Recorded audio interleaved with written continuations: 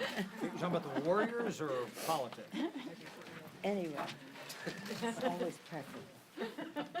It's all about the numbers. More points, more votes, more whatever.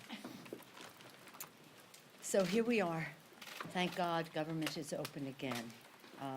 And now we can negotiate on what the best way is to have border security to enforce our Homeland Security goals. This is so important, and I hope that any shutdown will be taken off the table as a reasonable approach to governance. It had terrible impacts, as you know, in the lives of the families affected by our federal employees who are not receiving their paychecks in a timely fashion, by their communities, where since the paychecks were not coming, the community suffered as well in its own individual economies. It had an impact on our national economy as well in terms of the GDP, harming GDP growth. It's harmful to our veterans, many of whom, a third of the federal employees, about 31% or a third of our federal employees are veterans. And for veterans, if many of them have their jobs because they have security clearance, and security clearance is affected by your credit rating, and your credit rating is affected by your ability to pay your bills on time. So there was such a negative impact, and hopefully we can do something to help our contractors because they are not getting paid under the present formulation of things, and there's some initiatives coming forward to help those, especially our low-paid contractors. So we know what the consequences of a shutdown are, and so yesterday we had two bills on the floor. One of them to say that a shutdown is wrong, and 163 Republicans voted no to a resolution that said shutdowns are wrong. 163 voted. Only 21 voted yes on that. And then there was a federal employee pay raise to make the federal pay consistent with federal pay for the military, and only 29 voted yes on that. 161 voted no. 163 shutdowns are wrong. 161, the federal employees should be paid in a fair way with their increase involved there. So that was much unfortunate. So what is fortunate is that we have a conference committee that is working in, I think, good spirit. The opening statements yesterday, I think, were promising. House and Senate, Democrats and Republicans. Again, as an appropriator, I take pride in the ability of the appropriations members to reach consensus left to their own devices without any other interference. I look to them for guidance. They know their brief. They know the dollar amounts. They know the impact of investments, and all of them. Many of them have experience in all of this. I was very proud of our conferees, including one relatively new member, Mr. Aguilar, because he's the vice chair of the Appropriations Committee in the House, and he is therefore one of the fewer than 5 terms members. So we had every aspect of our caucus represented there.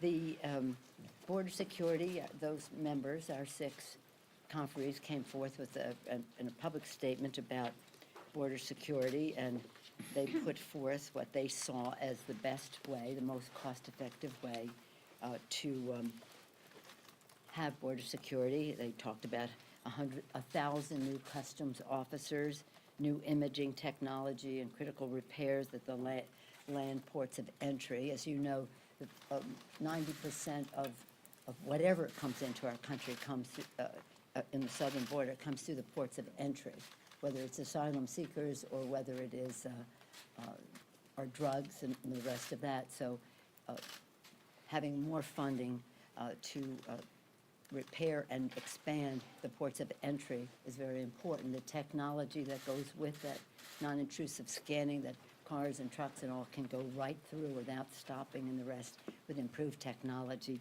very important. And then new equipment at mail processing facilities to interdict fentanyl and other opioids shipped through international mail. That's a big issue for us. And cutting-edge technology, not only at the ports of entry, but other places on the border. And then expansion of Border Patrol's air and marine operations along the border and U.S. waters. So that's not the total package, but there are some of the major points of discussion, I would hope, as we go forward now. So, but I was pleased that yesterday, I thought everybody was of good intention, and that is the way the Appropriations Committee usually works. As this all goes on, we have been, since the election, preparing our For the People agenda, lowering health care costs by lowering the cost of prescription drugs and ensuring that pre-existing condition benefit continues, lowering health care costs, increasing the paychecks by building the infrastructure of America in a green way from sea to shining sea, and H.R. 1, which is moving along, our integrity in government, to increase the voices of the American people, and so that they know that the people's agenda will happen and not the special interest agenda. So that Paycheck Fairness had one of the hearings yesterday. Yesterday, we also had yesterday was this week we observed the 10th anniversary of President Obama signing the Lilly Ledbetter Act. It was one of the first bills we sent as a Democratic Congress to our newly inaugurated Democratic President of the United States. And his first bill to sign was Lilly Ledbetter, which opened the door to more fairness in the workplace. But it wasn't paycheck fairness completely. So yesterday, on that anniversary, once again, Rosa DeLauro, she's been introducing it, I think, every Congress for as long as I can remember. We did pass it a number of times when we had the majority, but we couldn't get the 60 votes in the Senate, so it never was taken up with. Now Patty Murray is a co-sponsor of the lead sponsor in the Senate on that, and that is equal pay for equal work. Yesterday was the 10th anniversary, as I've said now 3 times.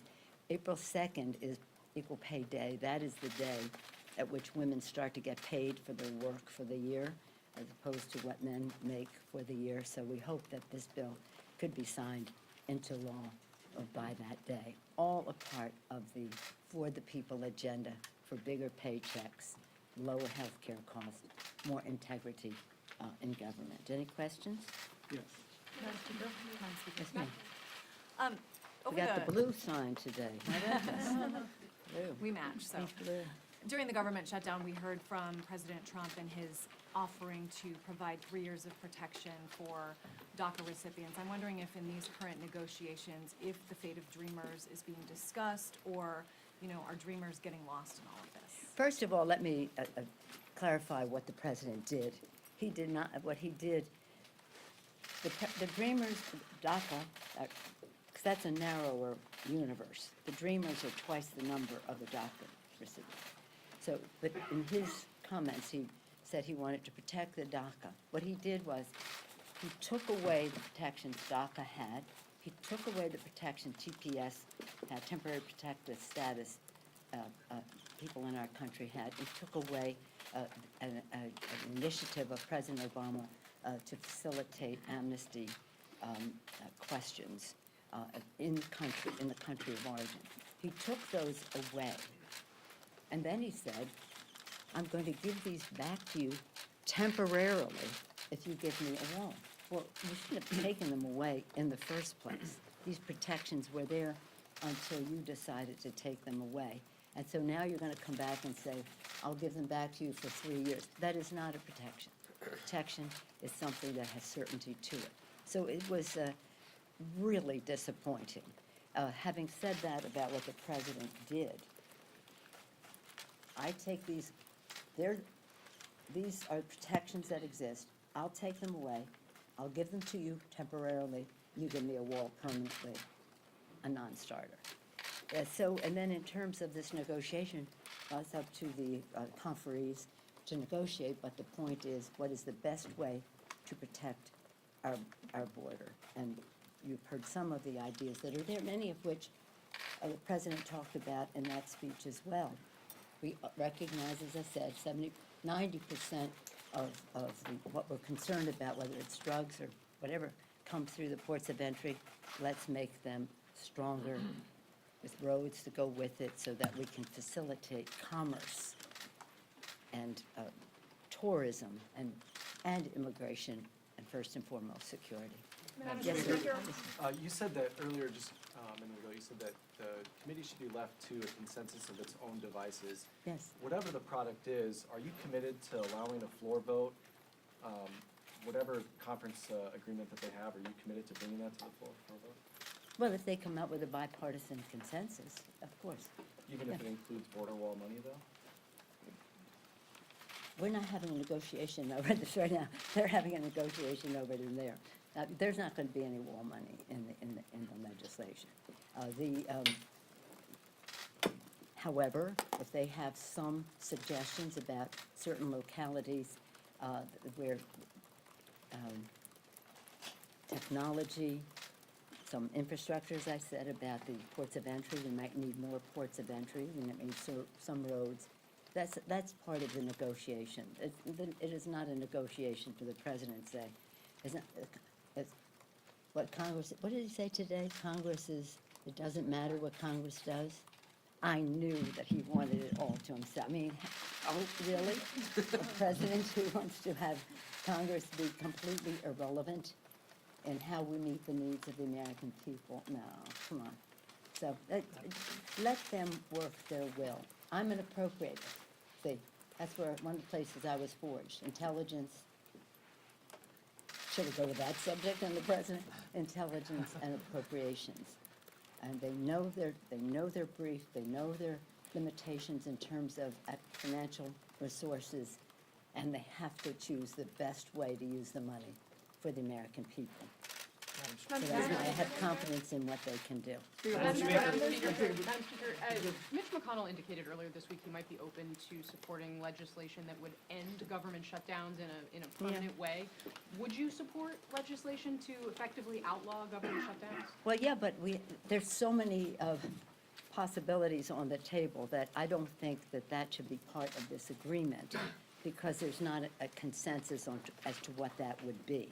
If there is a consensus, maybe it could be, but we have to, just so you know, in order to have a bill signed by the president by the 3 weeks, we have to have a signed conference report by next Friday.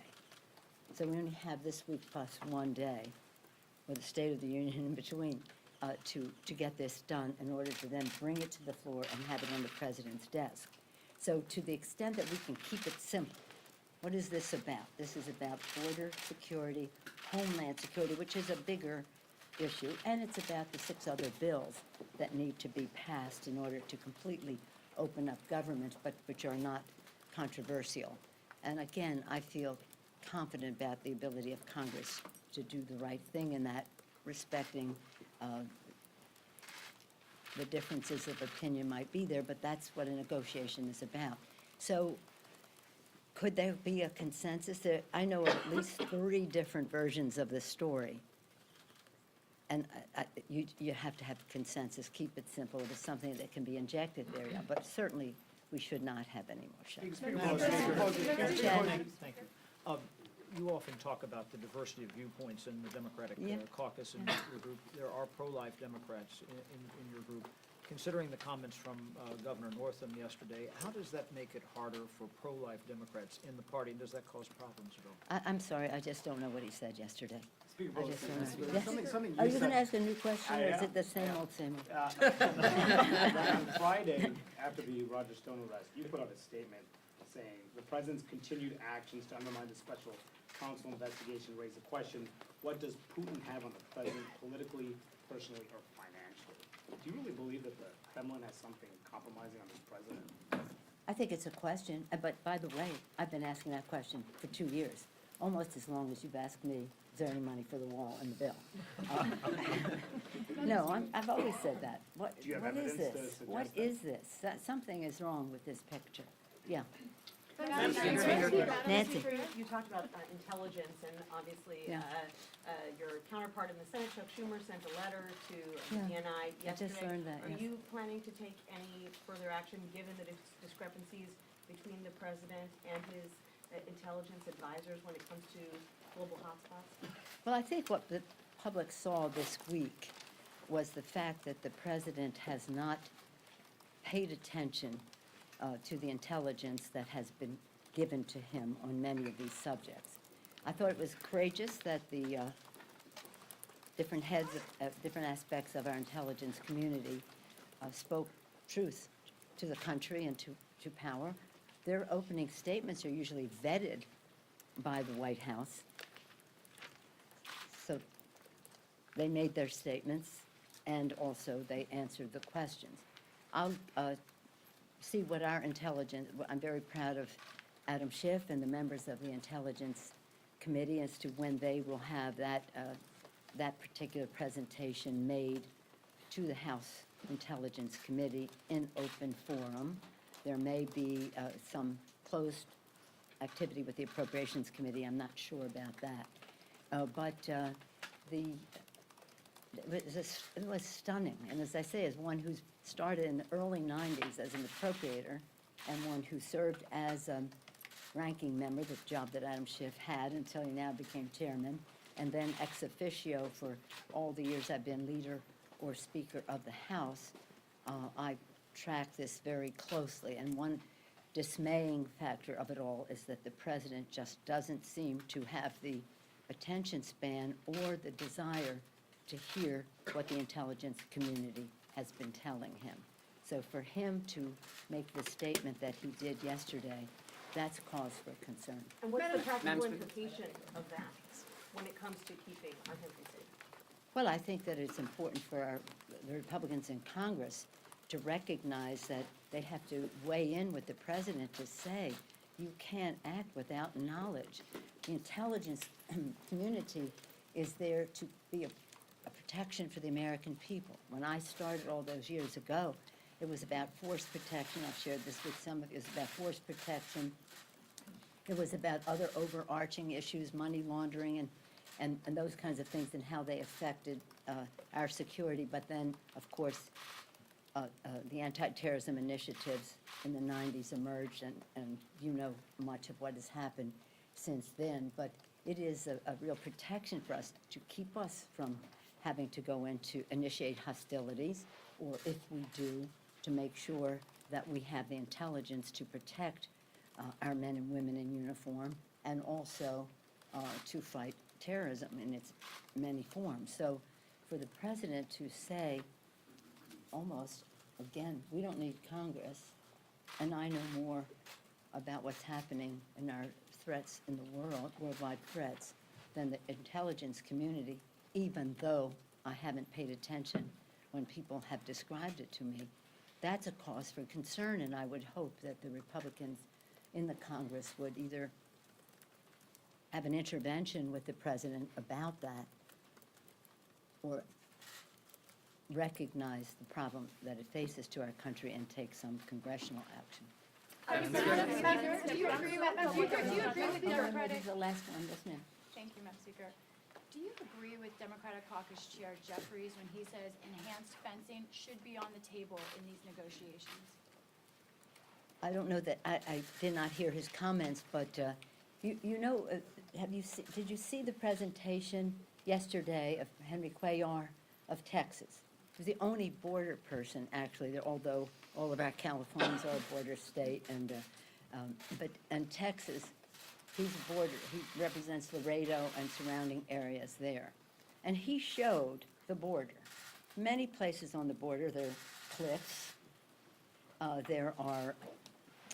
there's a river, and there's 600 miles of something. 300 of them are Normandy fences. They go like this.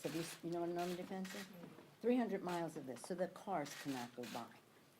If the president wants to call that a wall, he can call it a wall. He's referencing it, we already have almost 700 miles of wall.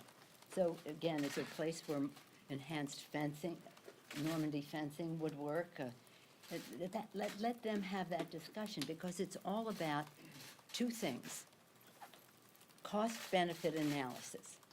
What's the best way and what do you get for your dollar in order to protect the border? And it's also about, and this will be coming up if he takes some extraordinary action, the opportunity cost of the money. If the money can be used better for technology, then let's see what's the best. And by the way, when some of these fences were built, the technology was not what it is today. So you have to look at technology in a new form. Just as we say that, should we all just get landlines in our homes, or should we have smartphones? Well, what should we be doing on the border that, like a landline versus the technology that our personnel on the border should have?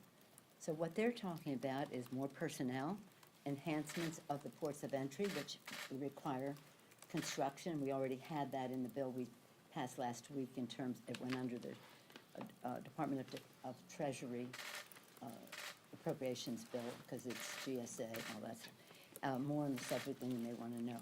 So let the negotiators see if there's something that could, there are only about 30 miles left, if you saw Mr. Cuellar's presentation, of the 700 that have not been, and a lot of it is let the cars go by. Some of it is about levies and the rest of that. So what do they have to say for that last 30 miles? Thank you all very much. Thank you. Thank you.